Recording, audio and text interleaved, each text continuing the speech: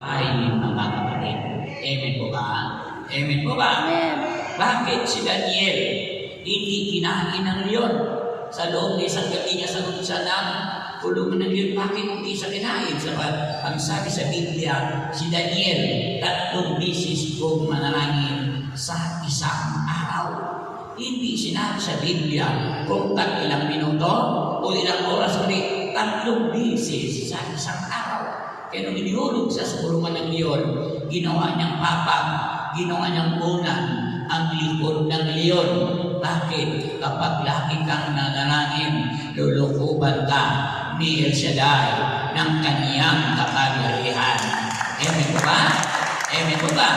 So, anong ating gawin para tayo magtagumpay? Tayo ay mananalangin.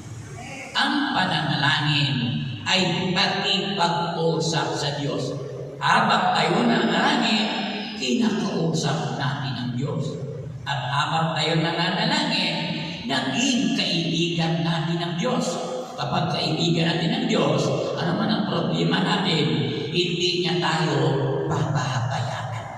At ang panalangin, mga kapatid ko, naging malapit ang puso ng Diyos, naging malapit. Kaya pag malapit ang puso ng Diyos sa atin, buntong hininga mo lang sa akin, Brother Mike, tinan mo si Kristo, tumingala lang, inaghihimala na ang kanyang Ama sa kanyang buhay. Bakit? Lagi siyang nananalangin. At ang panalangin ay isang buhay na ugnayan sa Diyos. Buhay.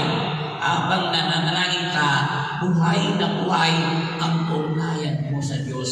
Parang cellphone. Habang may power ang iyong cellphone, malakas ang power, buhay na buhay ang kuryente na dumadaloy internet sa iyong cellphone. Bakit? Buhay ang ugnayan mo. Doon, buhay ang ugnayan ng cellphone mo, doon sa power ng internet. So, ganun din ang ating buhay, mga kapatid. Habang tayo nanalangin, naging buhay ang ugnayan natin sa Diyos. At ang pananalangin ay isang malalim na relasyon sa Diyos. Malalim. Habang kinakausap ang Diyos, ay malalim ang relasyon mo sa Kanya. Bakit?